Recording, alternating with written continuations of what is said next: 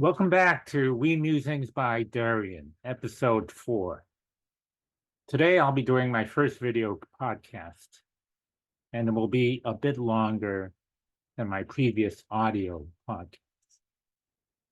On March 5th, I'm going to be one of the keynote speakers at the NACS Convenience Summit Asia to be held at Lotte Tower, also known as Signal. The title of my talk is Men Getting Older But Hotter. This video broadcast is a teaser for some more background material for the talk that I'll do or will have done today. Okay, pop quiz. How old is hip hop or rap? I'll give you a couple of seconds to think about that. The answer is 50, actually 51. Let that sink in.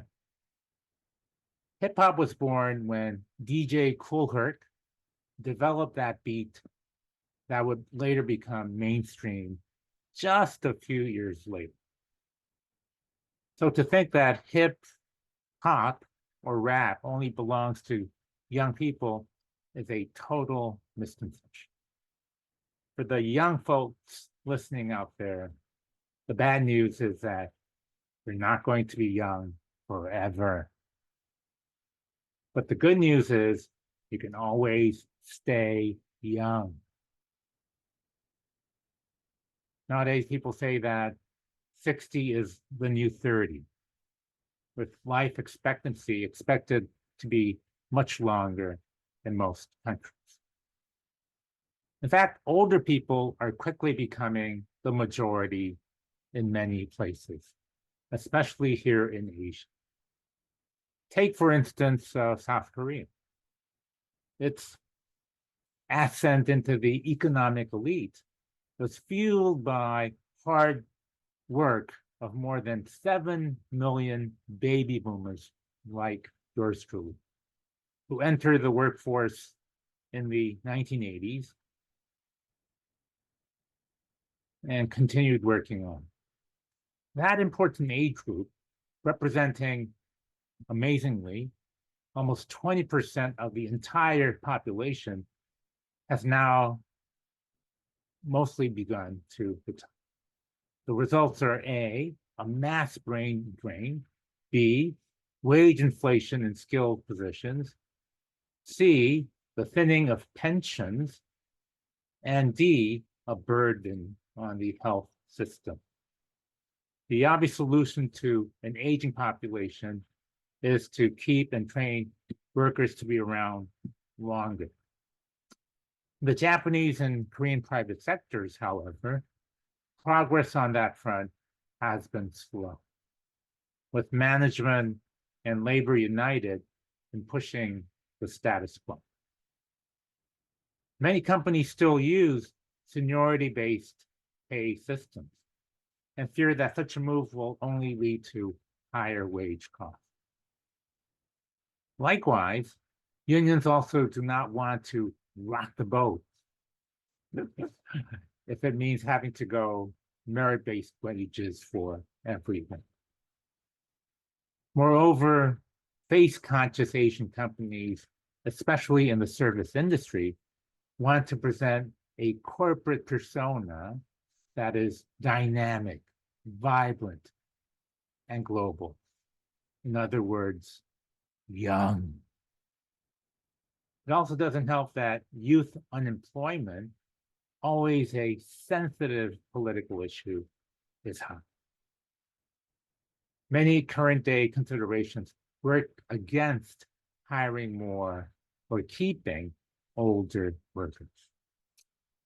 This myopia ignores a sobering reality that shows many Asian countries having the lowest birth rates in the world, such as here in Korea, being, I think, last among the OECD. And the older population already outnumbers younger people. Furthermore, importing replacements of outgoing personnel is less of an option in Asian countries that have tight immigration policies. With fewer talent resources to draw from, the need to welcome back the boomerangs, another word for returning baby boomers, has come sooner than we thought. This is where the getting hotter aspect of my title comes into play. For men of all ages, especially here in Asia. Men and beauty seem to be two contradictory domains because we often rely on an outdated assumption that men only want to appear manly and nothing more. The reality is significantly different from that perception. This is especially so in many Asian countries where more and more men are daring to express how they want to look, and therefore use not only a vast array of skincare items, but also, you'll find this hard to believe, increasingly makeup. The subtle drift in approach to men's beauty and consumer habits in Asia are currently challenging strongly held conventional marketing wisdom. And the ways in which marketing and branding approaches might need to change, not only over time, but also across regions. The cosmetics industry has taken note, and an increasing number of products are now being marketed specifically to men, and not just for young men, but for all ages, including old folks like me. Whereas growth in global sales in women's beauty sector has been steady, there's been a far greater expansion in revenues for its male counterpart. The global men's beauty industry was estimated to be about 141 billion, that's right, billion, in 2020 by reportlinker.com. This market, including men's bath and shower, deodorant, skin, and hair products, is expected to reach 183 billion by 2027. According to Euromonitor, the region of the greatest growth for the global men's beauty industry will be Asia Pacific. If Asia's compound annual growth rate of 8.1% were to continue beyond 2024, it would most likely become the largest men's beauty market in the world, displacing Western Europe, which is predicted to have a much lower compounded annual growth of 3% between 2015 and 2020. From the marketing calculus of global cosmetics companies, if they're interested in maintaining growth, this trend means that more attention has to be paid not only to men, but also especially to those here in Asia. In South Korea, the country that gave us Gangnam Style, K-pop, and many of the latest smartphone trends, leads this new revolution in male consumption, the men's beauty market.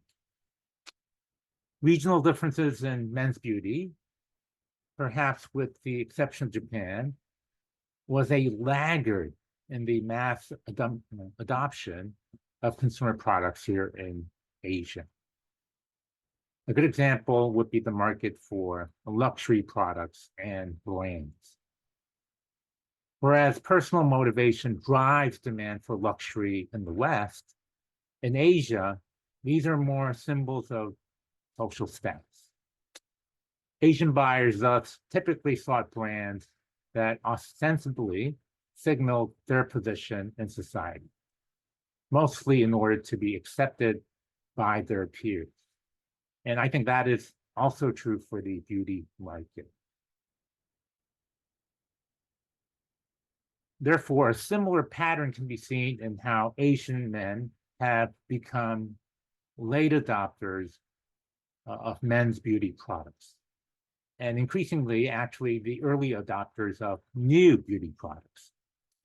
The irony, however, is that their late arrival has allowed them, such as with mobile technology and social media, to leapfrog the slower and more conservative adoption of cosmetics, especially makeup, by men, such as in the Western countries.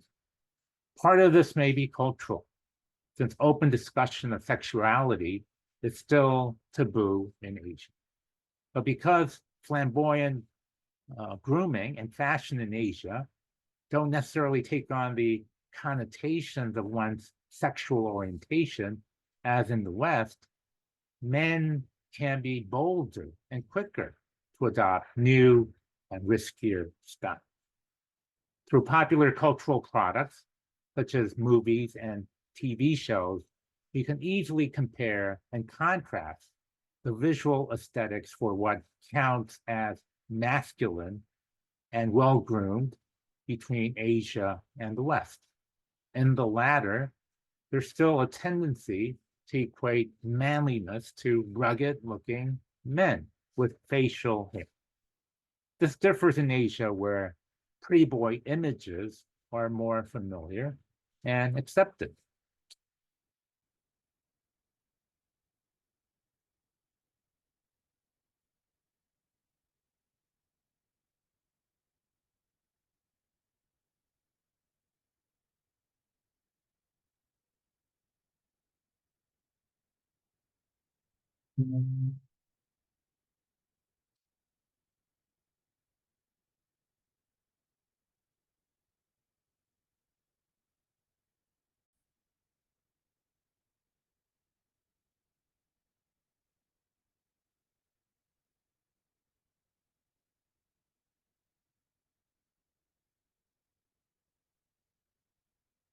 Hollywood has sometimes perpetuated distorted stereotypes of Asian men as being emasculated, or the roles at times have been subjected to even whitewashing.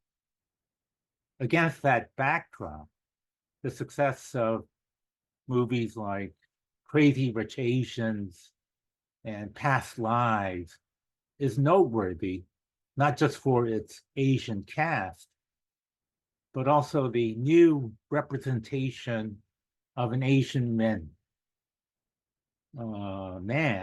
as someone who was desirable in these mainstream American movies. The big caveat here is to ensure that even within Asia, that we do not commit a pan-Asian generalization about grooming aesthetics, since Asian countries will differ individually in what is considered a good look. So while common patterns might exist in Asia, marketers ultimately need to tweak the beauty products for individual national markets. Among Asian markets, South Korea is the leader. Even with local sensibilities being somewhat different, there are markets that other Asian countries look to, maybe even Western countries look to, as a general reference when adopting lifestyle beauty trends. This is what is called a lead market, and is akin to opinion leadership that we generally talk about in marketing. The South Korean men's cosmetic market reached about 1.5 billion in 2016, which is more than 10 times the size of the industry from just a decade back. That tells you what the growth here is like. South Korea became a lead market, much as Japan did, before in many other markets via a combination of tangible economic success, globally renowned companies such as Samsung and Hyundai, and a soft power through uh, high touch companies like Amor Pacific. There's a powerful cultural wave going on called Hallyu since the late 1990s, thanks to movies, K-movies such as Parasite, OTT binge watchable series such as Netflix's Squid Game, pop music, of course, we have Gangnam Style and BTS, and women's beauty products, aka K-beauty. The four areas often overlap through celebrity endorsements. The explosive debut and continuance in popularity of BTS has also drawn new interest in the West and has now a global legion of fans called the Army, not only women, but also men. BTS already had a reputation throughout Asia for being a top group, not only because of their music, dancing, but also the social consciousness of their song, as well as their fashion style. They're just the latest thing in a long string of boy bands that have pushed the boundaries of the aesthetics of male masculinity. The fact that they use once taboo items such as eye pencils and lip products allows non-celebrity men to follow suit, not just here in Korea, but elsewhere. New men's beauty segments, besides the classic metrosexual and uber sexual customer segments, are Nomu, Jubek, Yummy, and the Zoom boomers. Nomu, Nomu, is an acronym for No More Uncle and represent men who want to rid themselves of the derisive uncle tag that was once a euphemism for old or unfashionable. In the past, Nomu was attempted to be trendy just with clothing. But by the turn of the century, they were turning more and more to grooming products. The average Korean man uses about 13 cosmetic products on a monthly basis. Chubek was a moniker for weekend department store warrior, and connotes middle-aged men who no longer stays at home or just accompanies their wives and family for shopping, but instead go shopping alone. And that's key, to reward themselves. Unlike their parents who preached individual sacrifice for both spouse and family, in the case of both the Nomus and the Jubeks, they represent Asian males with a new attitude that it's now okay to be self-indulgent. Unlike the past, when they passively wore what their girlfriends or wives bought for them, more and more men now shop alone to discover what pleases them and help them become more individualistic.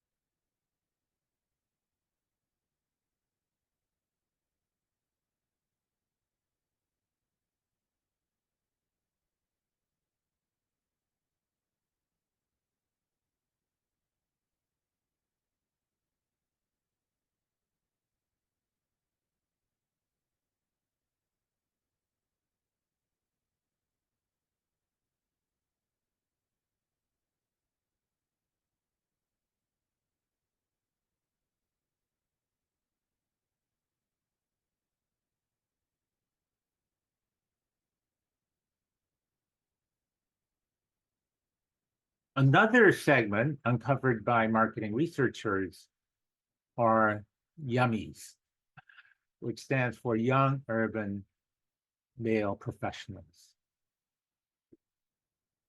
They have very exclusive tastes for restaurants, cars, fashion, watches, and beauty products.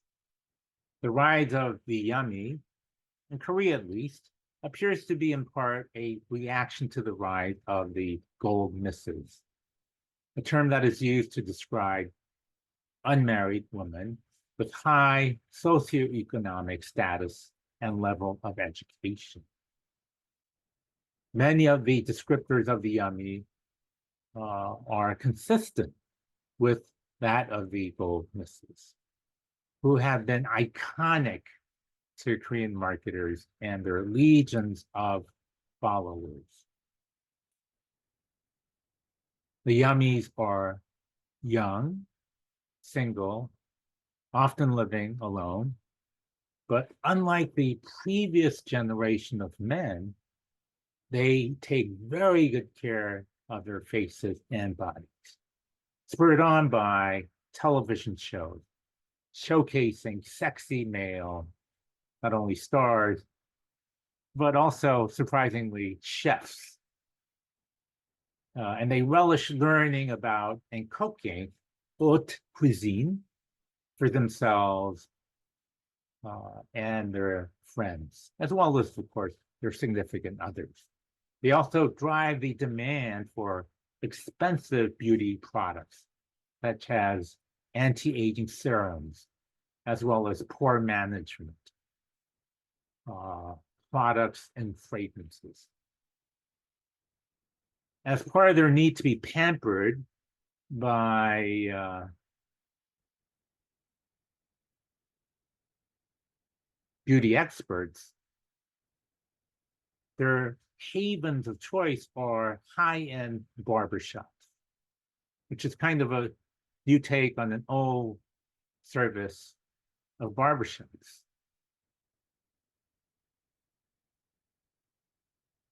Marketing success here is often achieved by making something old into something new.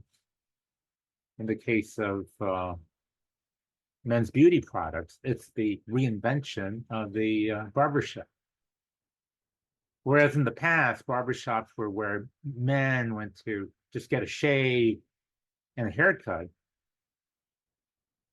In recent times, metrosexuals also started to frequent hair salons, but for much more than a simple shave or trim.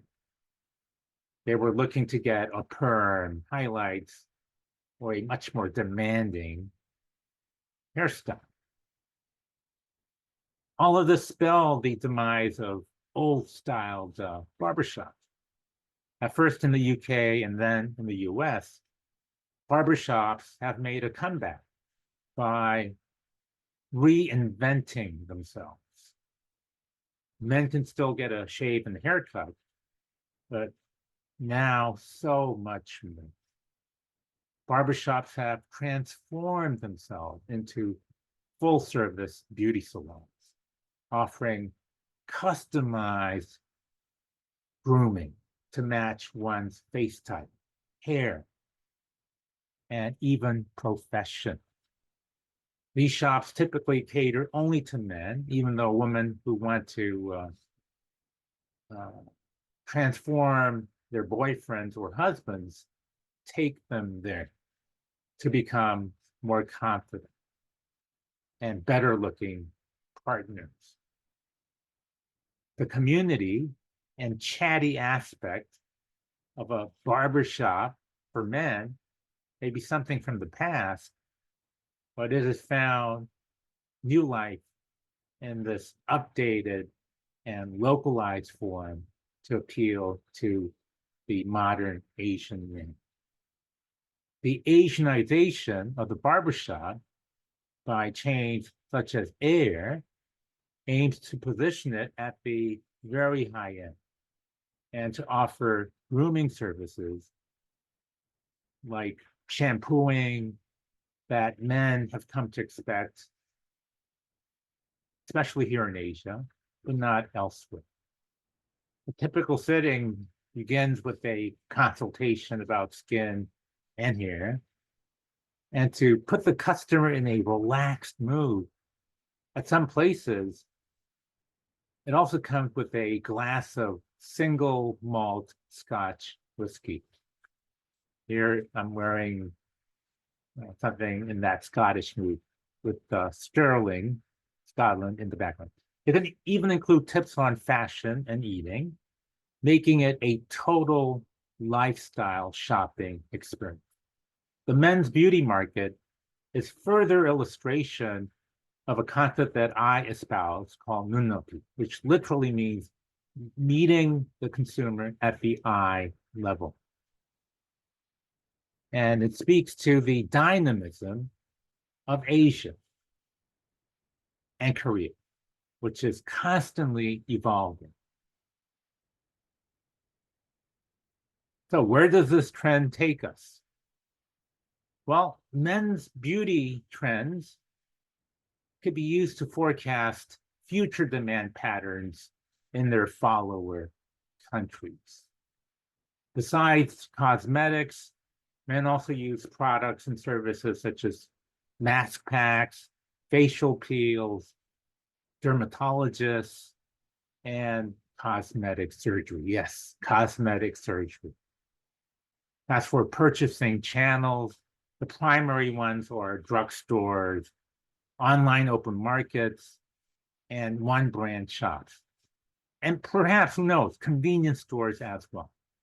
As for sources of influence, the major ones are online product information, advice from wives or girlfriends, friends, and other online user reviews from men and women. The online channels provide a convenient source of information for millennials and Gen Zs, who are often too busy to shop offline. Moreover, it allows them to buy potentially embarrassing products without the glare of onlookers. Marketers can also analyze from a sociological standpoint what drives the demand for men's beauty products in Korea and elsewhere. Therefore, if similar fundamentals exist in following countries, then the predictions about those markets will become more assured. While many reasons can be cited, ultimately, the motivation for using beauty products revolves around one keyword: hyper competition, not just in education, but also in the meeting of the opposite sex, getting and keeping a job, and in general, looking good. Another reason is to need to look young, both in social circles and at work. In contrast to the Confucian cultural principle that revered the aged, modern times have revealed a decided preference for youth, since it is often equated with ability. It looks like the industry is here to stay and grow even further. Well, that's it for episode 4. 안녕. See you